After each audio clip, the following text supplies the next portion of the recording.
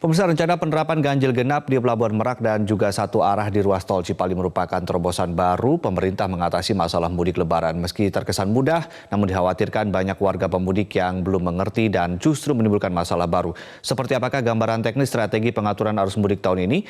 Kita sudah tersambung dengan Budi Setiadi, Dirjen Perhubungan Darat Kementerian Perhubungan. Selamat pagi, Pak Budi. Selamat pagi, Mas. Selamat pagi. Ya. Pak Budi, ini ada dua hal, ada sistem one way dan juga ada ganjil genap. Kita bahas yang one way terlebih dahulu. Ini mekanismenya seperti apa, Pak? Jam berapa sampai jam berapa? Karena kalau dari tanggal kan 30 hingga 2 Juni untuk arus mudik. Jam berapa sampai jam berapa, Pak? Ya, betul. Untuk one way ini nanti kita akan berlakukan selama 24 jam, jadi selama 4 hari, tanggal 30, tanggal 31, tanggal 1 dengan tanggal 2. Jadi rumusan ini sudah dirumuskan secara bersama-sama dengan semua stakeholder, terutama kepolisian, kemudian Jasa Marga, Kementerian PUPR, dan juga dari Kementerian Perhubungan. Hal ini karena yang pertama bahwa jumlah kendaraan yang nanti akan pada saat puncak arus mudik itu di tahun sekarang diprediksi cukup meningkat. Ini dengan adanya satu, yang pertama adalah jalan tol Jakarta-Surabaya yang sudah operasional penuh. Yang kedua karena tingginya harga tiket pesawat, sehingga dari hasil survei itu saya katakan bahwa 40% memang semuanya tertarik menggunakan jalan tol. Nah dengan demikian kita akan berlakukan one way dari mulai Cikarang Utama, kilometer 29 sampai dengan ke nanti Brebes Barat. Jadi kendaraan yang nanti dari Semarang ke arah Barat, Jakarta, itu nanti di Brebes Barat akan keluar ke jalan nasional biasa, ke jalan arteri. Dan sekaligus ini juga kita akan mengulang kembali bahwa banyak para pengusaha terutama di jalan-jalan arteri biasa yang nanti ekosistemnya akan berkembang kembali kehidupan ekonominya karena banyak masyarakat yang kemudian ke jalan arteri. Karena kalau tidak seperti ini, banyak yang tahun kemarin saya lihat sendiri, sepeda motor kebanyakan, mobil jarang yang menggunakan jalan nasional. Demikian. Baik, jadi yang one way itu khusus mobil karena tol begitu ya. Tapi kalau pertanyaannya adalah berapa kira-kira prediksi orang yang menggunakan tol Trans Jawa di Lebaran kali ini, mudik dan juga balik?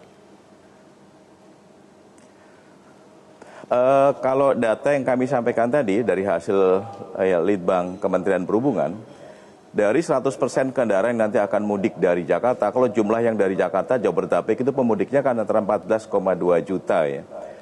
Itu hampir 40% kendaraan pribadi itu akan menggunakan jalan tol semuanya.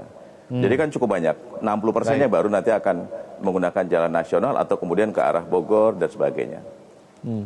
Baik, kalau untuk mekanisme pengaturan truk dan juga kendaraan logistik di hari itu akan seperti apa, Pak?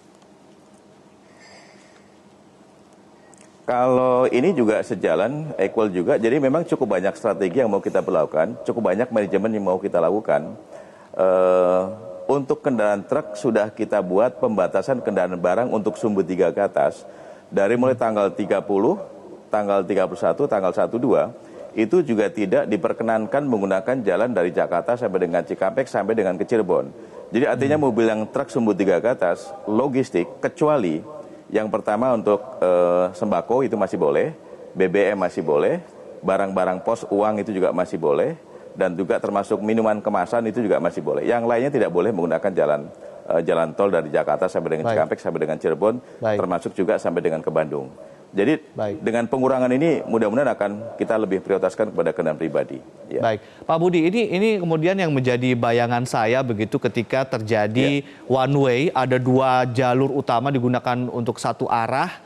Ketika keluar, apakah tidak akan terjadi penumpukan-penumpukan, Pak, di exit tol?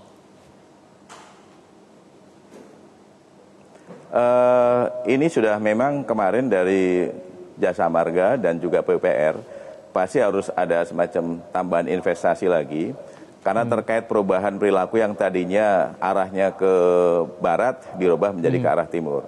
Nah dengan perubahan ini kan pasti akan ada beberapa rambu tambahan, termasuk juga 2 rest areanya akan bisa dipakai, yang tadinya rest area untuk keluar sekarang bisa untuk masuk. Dan ini sudah diantisipasi oleh kita semuanya, mudah-mudahan saya kira tidak terjadi. Karena Pak Menteri Perhubungan kemarin sudah roadshow dari mulai Jawa Tengah, kemudian Jawa Barat, kita melakukan rapat koordinasi dengan Pak Gubernur, dengan Kapolda, juga dengan para Kapolres. Artinya kalau diberlakukan manajemen one way ini, para Kapolres tempat sudah menyiapkan berbagai macam kemungkinannya. Sudah seberapa siap Pak Budi untuk one way ini? Saya kira kalau sekarang kesiapan, Pak Menteri kemarin menyampaikan, dan sekarang kita juga di Jawa Timur akan melakukan rapat koordinasi dengan Ibu Gubernur, termasuk juga dengan Pak Kapolda. Saya kira minggu kemarin masih wacana dan juga masih kita lakukan semacam kajian lagi. Dan minggu ini, besok, ini sudah akan kita sampaikan bahwa itu akan kita berlakukan. Saya kira mungkin sudah 60-70% kita sudah siap semuanya. Baik, jadi tidak akan ada perubahan begitu ya soal one way ini, begitu ya Pak Budi ya? Insya Allah tidak ada perubahan, namun memang masih ada kemungkinannya, kalau kita perhatikan sekarang kan jalan tol sudah cukup lancar sekali. Jadi artinya memang untuk menguras kendaraan dari Jakarta itu bisa cepat. Nanti akan ada pertimbangan dinamika di lapangan, kalau waktunya tidak 4 hari, bisa juga 3 hari. Tapi kemudian nanti sangat tergantung dengan bagaimana jumlah kendaraan, volume kendaraan yang keluar dari Jakarta, termasuk juga dari Sumatera yang banyak nyebrang ke Jawa juga. Ini nanti akan dilakukan penilaian oleh Pak Kakor Lantas terhadap waktunya di lapangan seperti apa. Jadi dinamika masih kemungkinan berkembang, demikian. Baik, itu untuk one way untuk di tol Trans Jawa. Kalau ini juga informasi terkait penyeberangan Merak ke Bakahuni ya, Jawa dan Sumatera. Ini katanya hanya ganjil genap ini hanya berupa himbauan, betul begitu Pak Budi? Ya betul, hanya berupa himbauan. Jadi setelah kemarin kita lakukan evaluasi di dermaga Merak dengan Bakahuni, perilaku masyarakat pada tahun 2017, 2018 itu tidak ada perubahan. Dari jam 12 malam sampai dengan jam 6 pagi itu tinggi sekali yang menyeberang.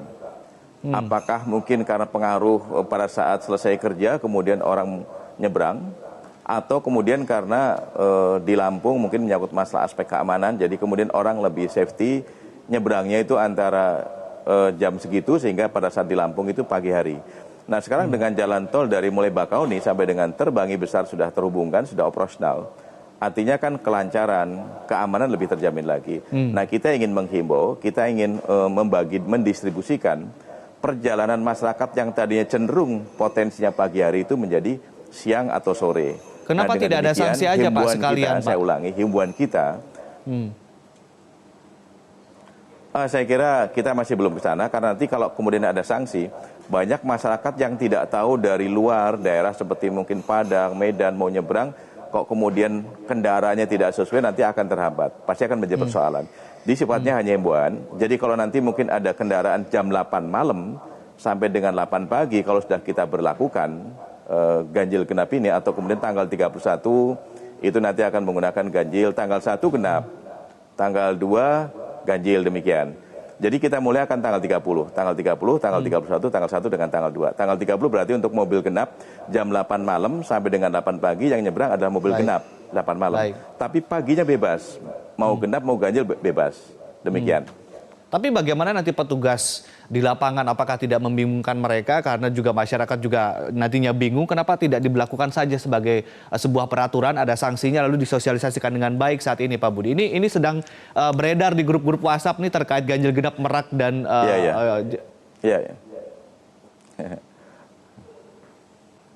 Ya, saya kira justru itu mungkin supaya masyarakat tidak bingung, ini hanya sekedar himbauan.